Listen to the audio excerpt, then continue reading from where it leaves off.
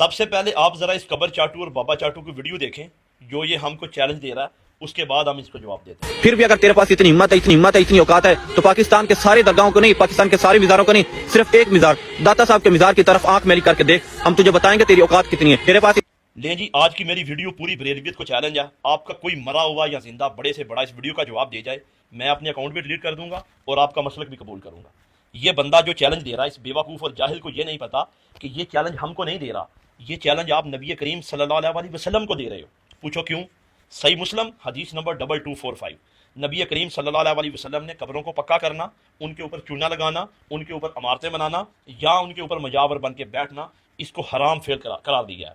مسند احمد میں نبی کریم صلی اللہ علیہ وسلم نے فرمایا، یا اللہ میری قبر کو وہ بت نہ بنا دینا کہ لوگ اس کی پوجا کرنے شروع کر دیں۔ یہ اپنی قبر کی بات ہو رہی ہے۔ آپ نے فرمایا یہود و نصارہ پر اللہ کی لعنت ہو کہ انہوں نے اپنی انبیاء کی قبروں کو سجدہ گاہ بنا لی ہے۔ اب یہ جو تم چیلنج دے رہے ہو، ذرا جواب دو، یہ چیلنج تم ہم کو دے رہے ہو یا نبی کریم صلی اللہ علیہ وسلم کو دے رہے ہو؟ اور اگر کوئی مسلمان نبی کریم صلی اللہ علیہ وسلم کو چیلنج دے تو پھر کیا وہ گستاخ نہیں ہوگا؟ یہ خالی نعرے مارنے سے عشق رسول ثابت نہیں ہوتا، دعویٰ یہ ہوتا محبت کا کہ آپ ان کی بات کے اوپر کتنا عمل کرتے ہیں۔ حقیقت یہ ہے۔ اب میں تم کو چیلنج دے رہا ہوں پوری قرآن و حدیث سے کہ کوئی حدیث، کوئی روایت، کوئی قرآن سے آیت ہمیں یہ دکھا دو جس میں قبروں کو پکا کرنا، مزار بنانا، وہاں جا کے مانگنا، سجدے کرنا اگر حلال قرار دیا گیا ہونا تو میں قسم خدا کی معافی مانگوں گا، اکاؤنٹ ڈیلیٹ کر دوں گا، سب کچھ کر دوں گا۔ لیکن اگر ایسا نہیں نا تو پھر لعنت آپ کے عقیدوں کے اوپر۔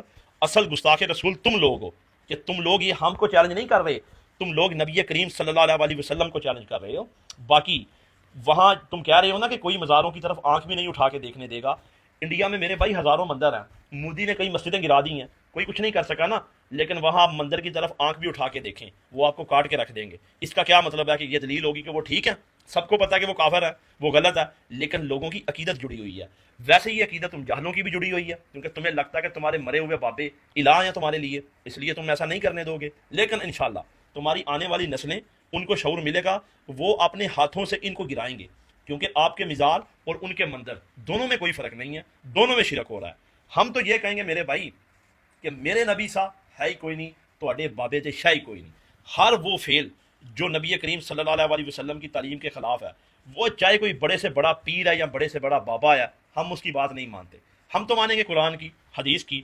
جو کوئی ہمیں قرآن و حدیث سکھائے گا وہ ہمارے لیے ولی ہے، وہ ہمارے لیے ہمارا اولیاء، وہ ہمارا بابا ہے۔ لیکن جس کی تعلیم قرآن و حدیث کے خلاف ہوگی وہ غدار ہے دین کا، دین کے لبادے اوڑھ کے دین کی تباہی کر رہا ہے۔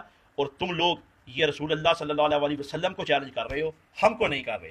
گستاخ تم لوگ ہو، لیکن انشاءاللہ